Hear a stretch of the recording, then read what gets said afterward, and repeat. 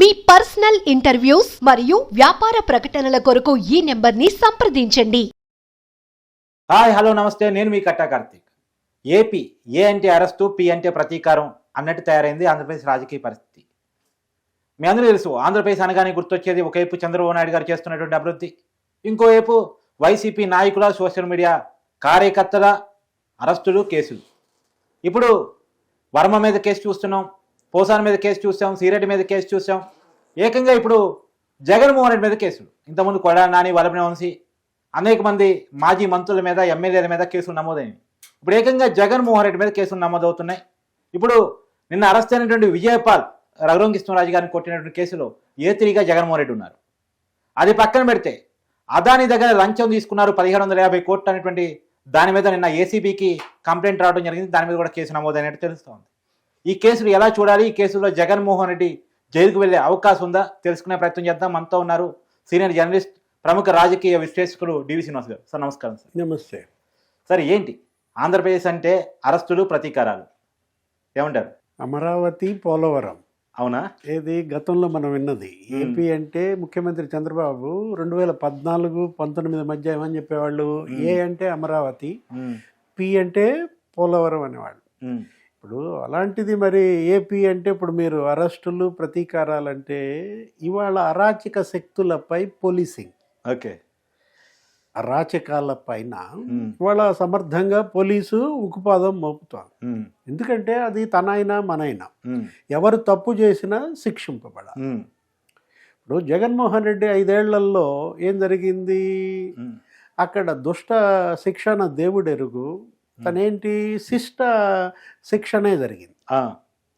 ఇప్పుడు అక్కడ ఒక ప్రతీకారం, పగ, ప్రతిపక్షం అనేదే లేకుండా చేసే జరిగింది. ఏది అటు ఉపాధ్యాయ సంఘాలపైన అణిచేశారు, ప్రజా సంఘాలపైన అణిచేశారు, జర్నలిస్టులపైనే కేసులు పెట్టారు.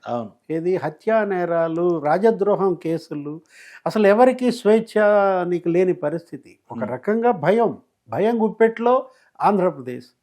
ఏది జగన్మోహన్ రెడ్డి 5 ఏళ్లలో మాజీ ముఖ్యమంత్రి చంద్రబాబుని జైల్లో పెట్టారు 53 రోజులు. అసలు ఆయన దగ్గర పనిచేసిన మంత్రులు ఎవరు, అచ్చెన్నాయుడు, కొల్లు రవీంద్ర, జైళ్ళ పాలు కానాళ్ళు ఎవరున్నారు, దుళ్ళిపాల నరేంద్ర, దేవినేని ఉమా, పట్టాభి, అటు తెలుగుదేశమే కాదు జనసేన, ఏది పవన్ కళ్యాణ్, ఆయన ఏంటి ఆంధ్రప్రదేశ్లోకి రానియకుండా ఆయన అసలు సరిహద్దుల్లోనే నిలిపేశారు. అవును, విశాఖపట్నం ఎయిర్పోర్ట్ల నుంచి బయటకు రానిలేదు, హోటళ్ళ నుంచి బయటకు రానిలేదు.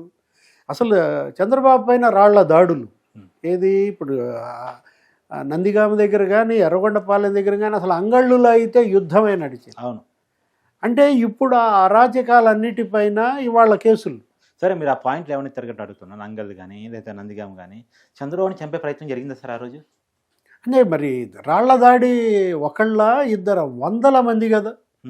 ఇప్పుడు అంగళ్ళు కేసులో ఎంతమందిని అరెస్ట్ చేశారు? 12 మంది పోలీసులు తలలు పగిలాయి. 12 మంది పోలీసుల తలలు పగిలాయంటే అసలు అది సామూహిక హత్యా ప్రయత్నం, ఒకళ్ళ మీద హత్యాయత్నం కాదన్నమాట. ప్రతిపక్ష నాయకుడిగా Z+ కేటగిరీలో ఉండి కమాండర్ల రక్షణలో ఉన్నటువంటి చంద్రబాబుని చంపడం సాధ్యమా? ఎందుకు అలా చేశారు వాళ్ళు? ఇప్పుడు చంపటం సాధ్యమా అంటే అసలు మంత్రే ప్రోత్సహిస్తే, ఆదిమూలపు సురేష్ చొక్కా ఇప్పి రాళ్ల దాడిని ఎలా ప్రోత్సహించాడో ఎర్రగొండపల్లెలో చూసాం. నందిగామలో ఆయన సిఎస్ఓ తల పగిలింది, ఎవరు, మధుసూదన్. అట్లాగే అంగళ్ళులో ఎవరు పైనుంచి వచ్చిన ఆయన ఎన్ఎస్జీ కమాండర్ 4-5 కుట్లు పడ్డాయి, ఆయన తల పగిలింది అనమాట. ఇప్పుడు అంటే ఏంటి, ఒక రకంగా చంద్రబాబుని అసలు అడుగు ముందుకు పెట్టనీయకుండా. ఇప్పుడు మనం చూసాం ఏది అనపర్తిలో ఆయన రాత్రిపూట 7 గంటలు అసలు ఆయన్ని ముందుకు నడవనీలేదు. ఏంటి, అసలు ఆయన వెహికల్ చుట్టూతో పోలీసులే బైఠాయించిన పరిస్థితి ఆ రోజు. ఆయన పట్టుబట్టి ఆయన కాలి నడకన మరి అర్ధరాత్రి నీకు 7 గంటలు నడిచి వేదిక దగ్గరికి చేరుకున్నాడు. అదే కాదు కదా యువగళం, ఏది లోకేష్ మీద ఏ విధంగా జరిగింది, లోకేష్ను అడుగేయని ఇచ్చారా? లోకేష్ రాజ్యాంగం పట్టుకుని నడవాల్సినటువంటి పరిస్థితి. ఇప్పుడు 6 నెలలు ఇప్పుడు చంద్రబాబు ముఖ్యమంత్రిగా ఎవరినైనా ఆపుతున్నారా? సార్ అప్పుడు జరిగిన దానికి ఇప్పుడు ప్రతీకారాలు స్టార్ట్ అయినాయి, అప్పుడు చేసిన తప్పులకి ఇప్పుడు కేసులు నమోదవుతున్నాయి అంటే ఎలా చెప్పాలి? అంటే దీన్ని ప్రతీకారంగా చూడకూడదు. ఇప్పుడు పెడుతున్న కేసులు, ఇప్పుడు జరుగుతున్న అరెస్టులు ఇదేంటి? గతంలో వీళ్ళు చేసిన పాపాలకి శిక్ష. ఇవాళ వర్మ అనేది ఏంటంటే, నేను ఎప్పుడో 1 year క్రితం ట్వీట్ చేస్తే ఇవాళ కేసులు పెడుతున్నారు. అది కూడా ఎవరు పెడుతున్నారు? నేను ఎవరి మీదైతే పెట్టానో వాళ్ళు పెట్టట్లేదు. వాళ్ళ అభిమానులుగా చెప్పబడుతున్న వాళ్ళు ఎవరో వాళ్ళ మనోభావాలు హట్టేనే అని థర్డ్ పార్టీ వాళ్ళు పెడుతున్నారు. ఇవి చెల్లుబాటు అయితే అన్నటువంటి ఒక లాజిక్ పైన తీశారు బయటికి. అది లాజిక్ ఏముంది అందులో అసలు? ఇప్పుడు మర్డర్ చేసావు, నువ్వు మర్డర్ చేసిన సంగతి సంవత్సరం తర్వాత బయటపడితే పెట్టరా కేసు? అయితే నువ్వు తప్పు చేసావు, తప్పు చేసిన తర్వాత అప్పుడు పెట్టలేదేంటి కేసు, ఇప్పుడు పెడతావేంటి అని అడుగుతావా? దొంగతనం జరిగింది, దొంగతనం జరిగిన వెంటనే కేసు పెట్టకపోతే అది దొంగతనం కాదా? ఎక్కడ లాజిక్ ఇది అర్థం కాల. ఇప్పుడు అంటే నీ విషాన్ని నువ్వు సమాజం మీదకి విరజిమ్ముతావు, విషం విరజిమ్మినప్పుడు కేసు పెట్టలేదు ఏంటంటావా? ఇంకోటి చేశానా, మానభంగం చేశానా, ఒక సోషల్ మీడియాలో ట్వీట్ పెట్టాను, దానికి కూడా అర్జెన్సీ ఏముంది, వస్తాను కదా ఎంక్వైరీకి, అంత అర్జెంట్ ఏముంది అసలు అని మాట్లాడుతున్నాడు. ఇదే ఆర్జీవి గతంలో ఆయన ఏదో చంపుతానో లేకపోతే అతను తల తీసుకొస్తే ₹1 కోటి ఇస్తానో ఎవరో ఛాలెంజ్ చేశాడు తెలుగుదేశం నాయకుడు ఏదో ఛానల్ డిబేట్లో ఆర్జీవిని. అప్పుడు మరి ఏం చేశాడు ఇతను? కేసు పెట్టాడు. ఇప్పుడు ఆర్జీవి ఆ రోజు వచ్చి నువ్వు డీజీపీనే కలిసి కేసు ఇచ్చావు కదా, మరి ఇప్పుడు ఎందుకు పారిపోతున్నావు? పారిపోవాల్సిన అవసరం ఏంటి? ధైర్యంగా నిలబడాలి కదా, ఎదుర్కోవాలి కదా. నీకు 41A నోటీస్ ఇవ్వడానికి వాళ్ళు వచ్చారు, తీసుకో. ఎక్కడో దాక్కోవటం ఏంటి? అసలు నువ్వు ఎక్కడున్నావో ఇన్ని గాలింపు బృందాలా? ఇప్పుడు నీ కోసం కోయంబత్తూరుకి ఒక బృందం వెళ్ళాలా, నీ కోసం ముంబైకి ఒక బృందం వెళ్ళాలా, ఇక్కడ హైదరాబాద్లో ఫామ్ హౌస్లలో నువ్వు ఎక్కడున్నావో ఎతకాలా? అంటే ఏంటి? ఇప్పుడు నిజంగా ధైర్యం ఉంటే, నీవు తప్పు చేయలేదన్నటువంటి నమ్మకం ఉంటే, ఇప్పుడు సజ్జల రామకృష్ణారెడ్డి వెళ్ళటం లేదా? నోటీస్ ఇచ్చారు దేవినేని అవినాష్, వెళ్ళటం లేదా? ఎంతమందికి ఇచ్చారు 41A నోటీసులు? ఇప్పుడు లేళ్ళ అప్పిరెడ్డి, ఇప్పుడు ఎన్ని మాట వచ్చాడు మంగళగిరి స్టేషన్కి. ఇప్పుడు నిన్ను ఎవరు పిలిచారో అక్కడికి వెళ్ళు, నుంచో, వాళ్ళు అడిగిన దానికి సమాధానం చెప్పు. అసలు కోర్టులో వేసిన పిటిషన్ నా మీద 3rd degree ప్రయోగించే అంటే 3rd degree ప్రయోగిస్తారన్న ఆలోచన నీకు ఎందుకు వచ్చిందంటే నువ్వు చేసిన నేరం అంత తీవ్రమైందని నువ్వే నమ్మావా? సార్ వర్మ భయపడుతున్నాడా భయపడట్లేదా? నేను భయపడట్లేదని చెప్పాడు. ఆ మాటలో మీకు ఏమనిపించింది? ఆ వీడియోలో కానీ ఆ ఫేస్ ఎక్స్ప్రెషన్స్లో కానీ? ఆయన సినిమా తీసాడా భయం అని? భయం అనే సినిమా కూడా ఉందా? గాయం ఉంది, భయం లేదనుకుంటా. ఇప్పుడు చూపిస్తున్నారు అనమాట. ఇప్పుడు వాళ్ళ నువ్వు భయపడుతున్నావా భయపడలేదా అనేది జనం కళ్ళ ముందే ఉంది. జనంలో ఉండాల్సిన నువ్వు జనానికి ముఖం చాటేసి వెళ్ళాల్సిన అవసరం ఏంటి? అసలు ఆ పిచ్చి మాటలు ఏంటి? చంద్రబాబు ఫోటోలు, పవన్ కళ్యాణ్ లోకేష్ ఫోటోలతో నువ్వు గేదెలకి ఫోటో మార్ఫింగ్ చేస్తావా? గేదెల ఫోటోలకి నువ్వు పవన్ కళ్యాణ్ని బర్రె లెక్కతో పోలుస్తావా? అక్కడ బర్రె లెక్క ఉంది, ఇక్కడ బర్రె లెక్క అంటావా? అంటే ఇప్పుడు అతను ఒక పార్టీ పెట్టుకున్నాడు, అతను ఒక సెలబ్రిటీ, నీతో పాటు అతను సినిమా ఇండస్ట్రీలో ఒక సినిమా కుటుంబం నుంచి వచ్చాడు, కనీసం మినిమం రెస్పెక్ట్ ఉండదా? ఇదేమి సెలబ్రిటీ కాకపోతే మాత్రం ఉండకూడదు. ఎంతమంది దర్శకులు, ఇప్పుడు ఆర్జీవి రామ్గోపాల్ వర్మ గతంలో తెలుగుదేశం ఇటువంటి దర్శకులను చూడలేదా? ఎంతమంది హీరోలు, ఎంతమంది నిర్మాతలు ఈ కట్టు దాటడం ఏంటి? ఈ బరిదెగింపు ఏంటి? ఇది బరిదెగింపు కాదు, ఇది ఉన్మాదం. సరే అసలు విషయంకి వస్తే వీళ్ళంతా సినీ సైకోలు అనమాట. అంటే ఇప్పుడు సైకోలు కూడా సోషల్ సైకోలు, పొలిటికల్ సైకోలు, సినీ సైకోలు. సరే అసలు పాయింట్కి వచ్చేస్తే, ఇప్పుడు విజయపాల్ అరెస్ట్ అయ్యాడు, రఘురామకృష్ణరాజు గారిని జైల్లో టార్చర్ పెట్టినట్టు, అంటే పోలీస్ స్టేషన్లో టార్చర్ పెట్టినటువంటి కేసులో, ఇప్పుడు ఆ కేసులో జగన్మోహన్ రెడ్డి A3గా ఉన్నాడు. అదిగాక జగన్మోహన్ రెడ్డి మీద కొత్తగా ఒక కంప్లైంట్ వచ్చింది. ఏదైతే అదానీ కేసు ఉందో 1750 కోట్ల లంచం, దానికి సంబంధించి ఫిర్యాదు వచ్చింది. అంటే జగన్మోహన్ రెడ్డి మెడకు చుట్టుకోబోతున్నాయి అన్ని, ఈ మొత్తం అన్ని విషయాలు కూడా. అంటే ఏం చెప్తారు? అవినీతి కుంభకోణాలు, ఈ నేరాలు, తర్వాత ఈ ఘోరాలు, ఇవన్నీ కూడా జగన్మోహన్ రెడ్డి సెంట్రిక్గా జరిగాయి. 5 ఏళ్ళు జగన్మోహన్ రెడ్డి ముఖ్యమంత్రిగా అతను చేసింది పరిపాలన కాదు, అతను చేసింది నేరాలు. అంటే కర్మకర్త క్రియ జగనే అంటారు. ఇప్పుడు అతను చేసింది మొత్తం అంతా అవినీతి కుంభకోణాలు అతను చుట్టూతానే, హత్యలు అతను చుట్టూతానే, దాడులు అతను చుట్టూతానే, జగన్ సెంట్రిక్గానే మొత్తం అంతా పోలీస్ కానీ, వైసీపీ రౌడీలు కానీ, గుండాలు కానీ చెలరేగిపోయినటువంటి పరిస్థితుల్లో ఆ రోజు ఇప్పుడు RRR ఏది రఘురామకృష్ణరాజు, ఏంటి ఆయన చేసిన నేరం? ఉమ్. అతను నీ పార్టీ ఎంపీ, అవును. లోక్సభ సభ్యుడిగా నీతో విభేదిస్తే విభేదించవచ్చు. నీ పార్టీ నిర్ణయాలు ఆయనకి నచ్చలేదు, ఉమ్. ఆయన మాట్లాడుతున్నాడు. రచ్చబండ అనే ఓ ప్రోగ్రాం పెట్టాడు, ప్రెస్ మీట్ లాగా మాట్లాడుతున్నాడు. ఆయన 10ంటికి రచ్చబండ పెడితే నువ్వు 11ంటికి పెట్టుకో, తుచ్చబండ. ఇప్పుడు నువ్వు రఘురామకృష్ణరాజు అక్కడ నిన్ను దిడితే నువ్వు ఇక్కడ అంబటి రాంబాబుని పెట్టించి ఆయన దిట్టించు, అలవాటే అయిపోతుంది కదా. కదా. ఇప్పుడు ఆయనంత బురద నీ మీద వేసాడో నువ్వు అది తుడిచేసే ఆయన మీద బురదై. అంటే ఇప్పుడు ఇది ప్రజాస్వామ్యం. ఆయన నీ యొక్క పాలసీని విమర్శించాడా, నిన్ను వ్యక్తిగతంగా విమర్శించాడా? పాలసీలను విమర్శించాడుగా. సీఎం జగన్మోహన్ రెడ్డిని ఎప్పుడన్నా ఎక్కడన్నా రఘురామకృష్ణరాజు రసబండ్లలో అనుచితంగా బూతులు తిట్టడం కానీ లేకపోతే ఏదన్నా అసభ్యంగా మాట్లాడటం కానీ జరిగిందా? ఆయన కిడ్నాప్ చేసి తీసుకొచ్చారు. అవును. గుంటూరు సిఐడి కార్యాలయంలో అసలు చిత్రహింసలు పెట్టారు. అవును. 5గురు ఆయనే చెప్తున్నాడు కదా. ఏంటి, ఒకడేమో కాళ్ళ మీద కూర్చున్నాడు, ఒకడు చెస్ట్ మీద కూర్చున్నాడు, ఒకడు పచ్చి బూతులు తిడుతున్నాడు, ఇంకొకడేమో వీడియో చూపిస్తున్నాడు. రబ్బర్ బెల్టులతో ఆ తర్వాత లాఠీలతో అతన్ని ఎంత కుళ్ళబొడిచారో మ్యాజిస్ట్రేటే అన్నాడు. అవును. ఆయన చూస్తుంటేనే ఆ నడక ఇది ఆయన హాస్పిటల్లో చేర్చండి అయ్యా అన్నాడు. అవును.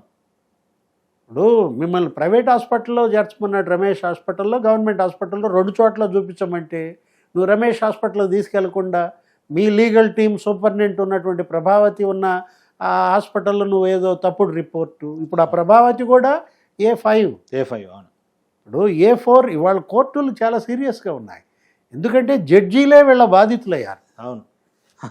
ఈ సోషల్ సైకోల యొక్క బాధితులుగా జడ్జీలే మారితే 3 రాజధానుల బిల్లు నువ్వు తెచ్చావు, జడ్జీలు అది తిరగొట్టారు. తప్పు, ఒకటే రాజధాని ఉండాలి, రాజధాని 3 ముక్కలు చేయొద్దు అంటే జడ్జీల మీద పోస్టులు పెడతారా? ఇవాళ అందుకే కదా ఇవాళ ఈ సోషల్ సైకోల పైన అసలు ముందస్తు బెయిల్ ఎవరికి ఇవ్వట్లేదు. హైకోర్టు అయినా సరే, సుప్రీంకోర్టు అయినా. ఇవాళ విజయపాల్ బెయిల్ పిటిషన్ మరి తిరస్కరించారంటే ఇప్పుడు రామ్ గోపాల్ వర్మ ఆయన బెయిల్ పిటిషన్ అది తిరస్కరణే. ఎందుకంటే నువ్వు అచ్చోసిన ఆంబోతుల్లాగా వీళ్ళు సమాజం మీద పడ్డప్పుడు జర్నలిస్టులు వీళ్ళ బాధితులే, టీచర్లు వీళ్ళ బాధితులే, తెలుగుదేశం, జనసేన, బీజేపీ, కమ్యూనిస్టులు, జడ్జీలు. అరే ఇంతవరకు భారతదేశ చరిత్రలో ఒక్క న్యాయమూర్తిని కూడా ఎవరు కించపరిచే మాట మాట్లాడరు. భయం ఉంటుంది ఇంకా. అట్లాంటిది అంటే వీళ్ళేంటి అసలు ఇది ఒక అధికారం అనుకోవట్లేదు, ఇదేదో ఒక దేవుడు మాకేదో దైవాంశ సంభూతుడికి ఏదో పాలన కింద చెలరేగిపోయారు. ఫలితం ఇవాళ అనుభవిస్తున్నారు. ఇప్పుడు ఏడాది క్రితం పెట్టిన కేసులు మాట్లాడిన ట్వీట్లు ఇప్పుడు ఎందుకంటే ఆ రోజు నువ్వు ట్వీట్ తీసుకునేవాళ్ళు లేడు కేసు. సరే, ఇప్పుడు ఇంకా విచారణ హాజరు కాలేదు, ఎలాంటి పరిణామాలు జరిగే అవకాశం ఉంది? వర్మకి అరెస్ట్ జరుగుద్ది ఏముంది అందులో. ఇప్పుడు వాళ్ళు వచ్చింది ఏంటి, మీకు నోటీస్ ఇవ్వడానికి వచ్చారు. మామూలుగా అయితే పార్టీ 1 నోటీసు వచ్చి విచారించి మాట్లాడి వెళ్ళిపోవచ్చు. అలానా రోజు మిమ్మల్ని రమ్మని చెప్తారు. అవును. ఇప్పటికి అది కూడా అయిపోయింది. వారం రోజులు నువ్వు గడువు అడిగావు, నువ్వు పదే కోర్టుల చుట్టూతో వెళ్ళావు, క్వాష్ పిటిషన్ వేయాలని చూసావు, క్వాష్ పిటిషన్ డిస్మిస్ చేశారు, పక్కన పడేశారు. ఇప్పుడు మళ్ళీ ముందస్తు బెయిల్ పిటిషన్ ఇవాళ. ఇప్పుడు ఏంటి, నువ్వు అక్కడ ఉన్నటువంటి ఆ ఒంగోలు రూరల్ పోలీస్ స్టేషన్కి వెళ్ళి వాళ్ళు అడిగిన ప్రశ్నలకు సమాధానం చెప్తే నీకేమవుతుంది? అవును. ఇప్పుడు వాళ్ళ చూయింగం డైలాగ్ నీకు ఆల్రెడీ శిక్షణ, వాళ్ళ కాగితం నీకు వచ్చింది కదా. ఏంటి తెలియదు, గుర్తు లేదు, మర్చిపోయా. ఇప్పుడు విజయపాల్ చెప్పింది అదే, సజ్జల రామకృష్ణారెడ్డి చెప్పింది అదే, నందిగం సురేష్ చెప్పింది అదే, దేవినేని అవినాష్. నీ ఫోన్ కూడా అడుగుతారు, మొబైల్ ఫోన్. అసలు నా ఫోన్ వాడినని చెప్పు. విజయపాల్ ఏమన్నాడు, నేను రిటైర్ అయిపోయాను, అసలు ఫోన్ చూసే అవసరం నాకేంటి అన్నాడు.